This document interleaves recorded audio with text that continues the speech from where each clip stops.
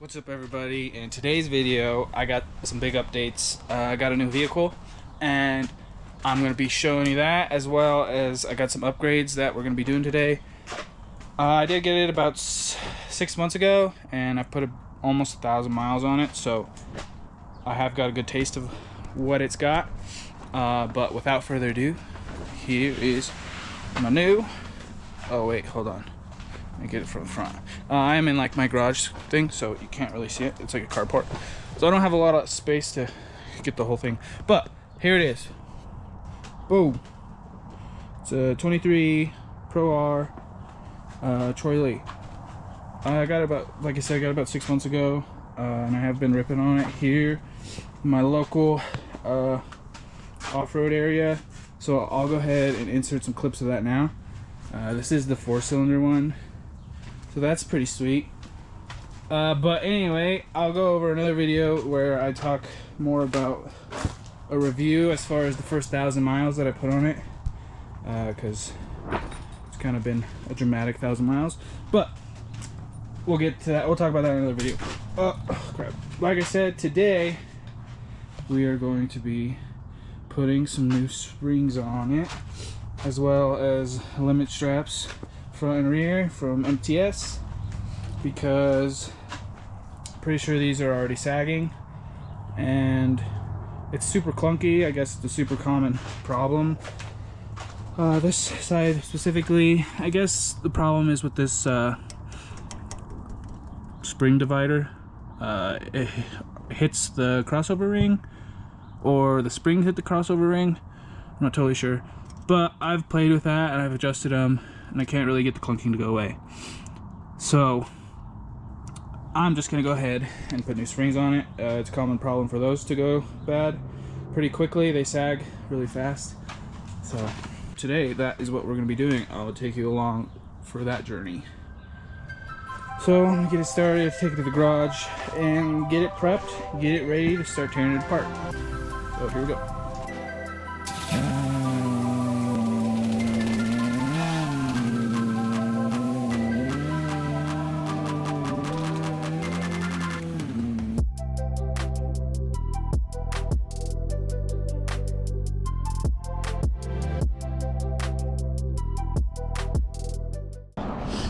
Alright guys, so I got the rear springs out. It's pretty straightforward. There's just 2 bolts, that one and that one. This top one's a little tough to get to, but easy enough. You don't really have to remove anything. There's also, both of them have 2 connectors up top. But yeah, it's pretty straightforward. Besides that, I'll show you what I got. There they are, chilling. But I got this stuff from MTS. Yeah.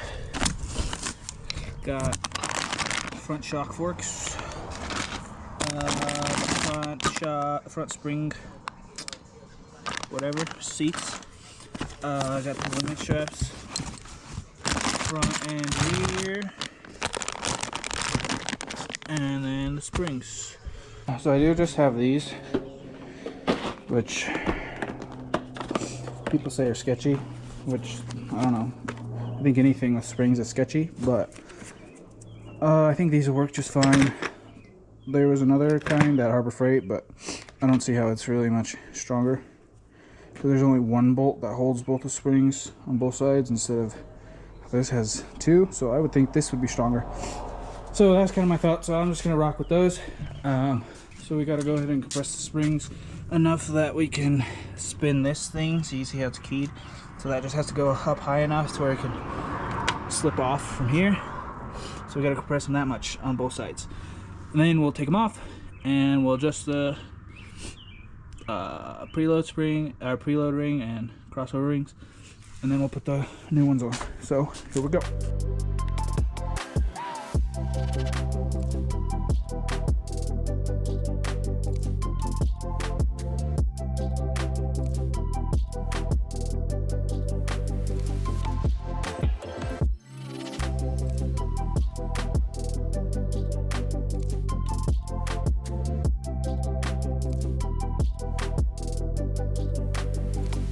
Okay, so I got both of the springs off.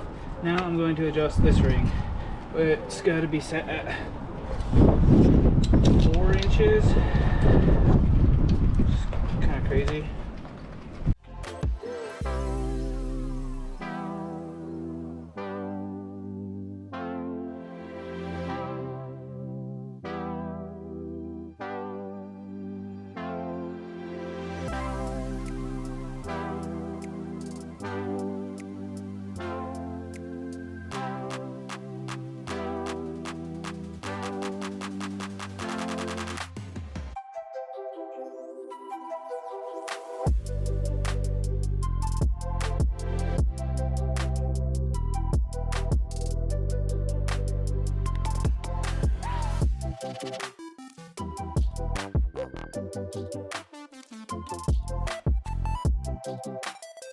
Alright guys, we're back. It's a new day and it's raining. It's been kind of chaotic so far, so I haven't filmed anything. Had to put this tent up, it almost blew away. It kind of hit my truck, that sucks. Oh, I haven't really mentioned that, so disregard what I just said. But I'm taking these front ones out. I got the sway bars disconnected on both sides. Right now I have that bottom bolt out. The nut on the top one is loose, and so now I just need to take this one out. Oh, and I disconnected the connectors, obviously. And over here I have it started, so I'll film this side more after I get that side done. Alright, so this is where we're at. I did end up taking these panels off just to get it out easier. I've seen you can get it out without doing that, but I was kind of scratching everything up and I don't know, it kind of bummed me out. So I just decided to take that off and it came out so much easier. So this one, I got to disconnect the plugs. There's that one and then that one. And then just these two top bolts, and it should just come out super easy now that that panel's off. So here we go.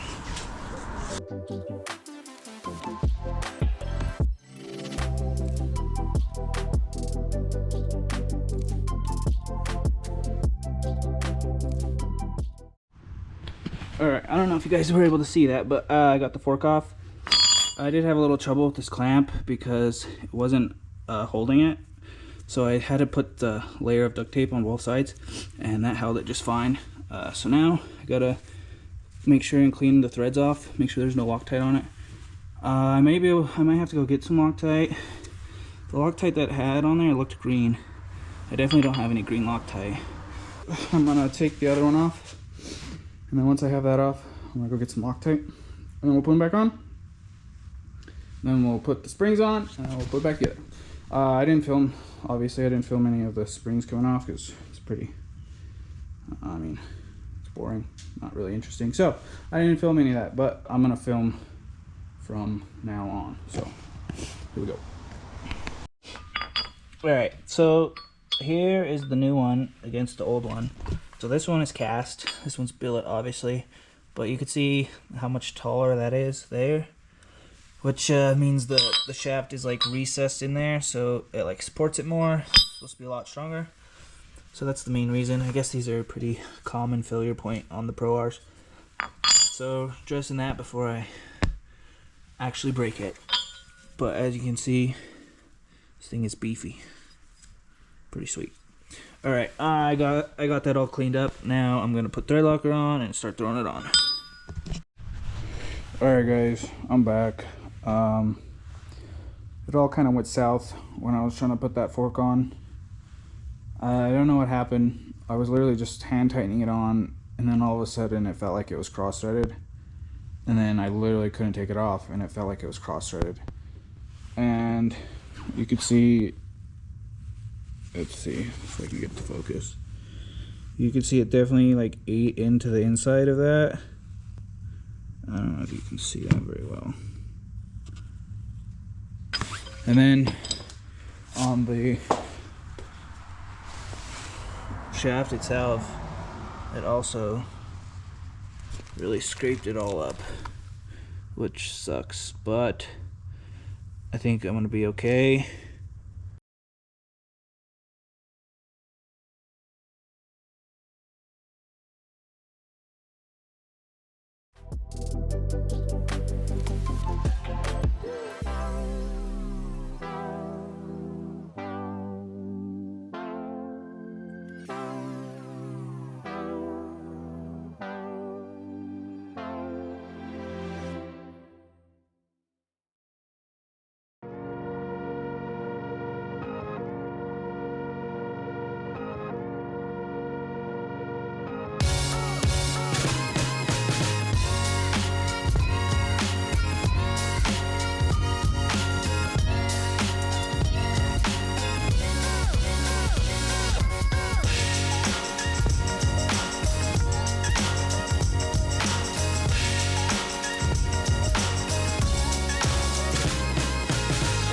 Alright guys, I got the forks on finally. I had a little bit of trouble, but got them on.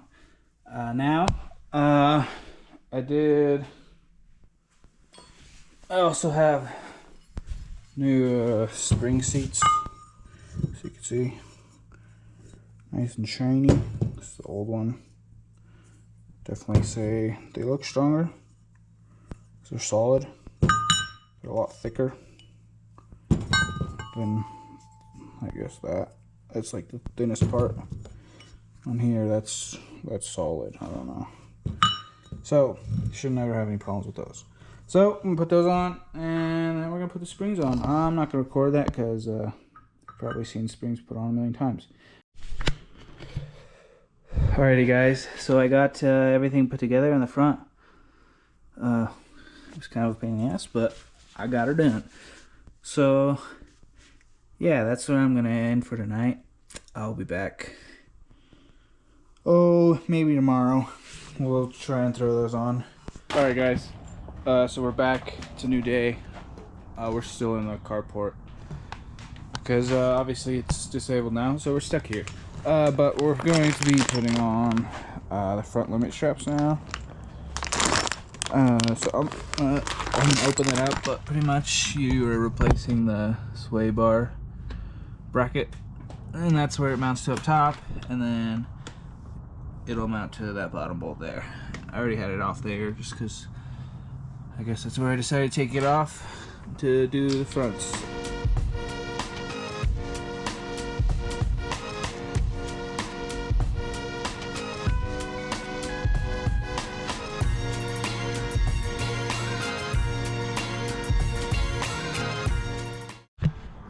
Alright, so I got everything for the straps in. They're not connected, as you can see, because I gotta have the arms down far enough to get the fork over the axle. So I'll connect that once those are in. But they did. The kit I got was missing this. There's supposed to be like a bracket that's supposed to reinforce back there. So I'm not gonna be able to fully adjust these and utilize them. I don't know, I'm debating if I should leave them as loose as they can be or just leave them totally off. I don't know, but for now I'm putting that on. I can put that bracket on later if I need, when I need to. So that's kind of a bummer, but whatever. So moving on, we're gonna get the shocks in now.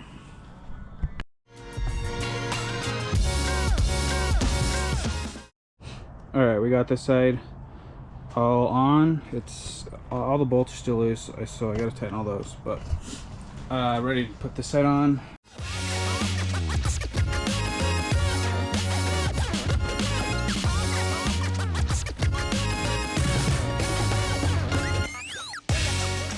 Alright guys, as you can see, I got everything back together, and I did go ahead and adjust the right height. I didn't film any of that because it's kind of a pain in the ass and you couldn't really see any of it anyway. So I got the rear axle angles at 15 degrees and front axle angles at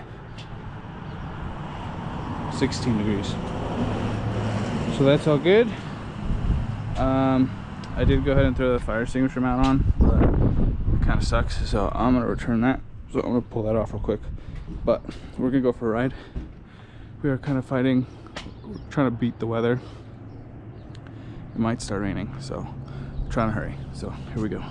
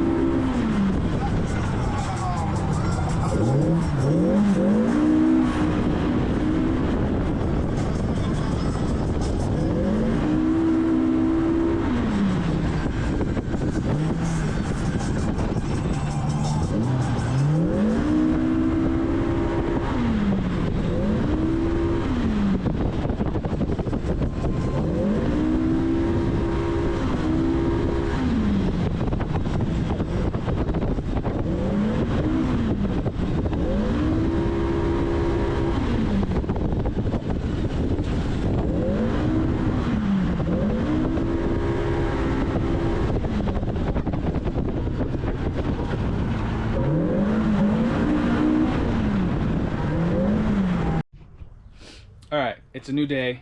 We're back. It's been a little while since that last clip. I have put about 300 miles on the RZR just so I could get a better thought of what's going on. And so now I'm just gonna let you know what I think. So I did get the new parts for the front limit straps, and I adjusted those. You're supposed to set it so at full droop there's 34 inches between the top and the bottom bolt of the coilover, so that's where those are set.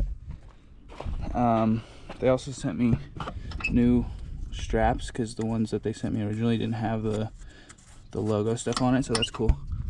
As well as I'll just show you the back ones.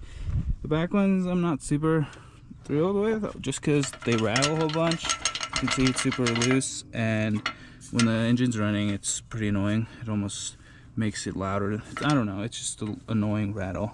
And as you can see, this did end up hitting the exhaust at one point. They do kind of mention that some exhausts could do that. I just didn't really think it was going to be the stock exhaust. So I mean, it's kind of a bummer, not a big deal. Also, I don't know what's happening here, if it's just getting too hot, because it's not really anywhere that could even touch the exhaust, but it's definitely like all dry and burnt. So we'll see how long that lasts until I'm gonna have to get new ones. Not too sure what's up with that. Other than that, other sides exact same. But so I did, like I said, I put about 300 miles on it since I put the springs on, and it rides a whole lot better. I think I've kind of taken away, just because I was hoping the clunking that I had mentioned earlier was going to be gone, but the clunking is still there, so that kind of bummed me out. But as far as the springs performance, they've been great. So that clunking I'm still trying to figure out. I'm not really sure what it could be. There is a new noise. I don't know, I feel like every time I drive this thing it starts clunking, making a new clunking noise. But there's kind of like a, I don't know, very intermittent vibration going on, rattle vibration. I think it's the roof, which leads me to believe maybe the clunking is the roof. So I think one of these days I'm just gonna try pulling the roof off and going for a ride. The desert that you see in those videos is like almost my backyard. It's like 2 miles away, so I can pretty much go to the desert whenever, which is really cool. So I'm gonna start figuring it out what that clunk is, but that's gonna be for another video. Overall, like I said, I'm stoked with the MTS stuff. The installation process was a little bit of a pain, mostly with the forks having a little bit of a lack of info on getting those installed, so that was a bummer. But also, like I mentioned, the rattling from the rear limit straps and that one getting burnt up. Other than that, everything's been good. And when I did have problems with the front forks, I contacted customer service and they were helpful. We got it figured out, so no complaints there. Just wish they were a little more clear about the forks from the get-go. We would have avoided all that, but no big deal. We got it figured out. So that's gonna be it for this video. Thanks for tuning in. I'll definitely be a lot more content on the RZR coming soon, so stay tuned for that. Until then, have a good one. Peace out.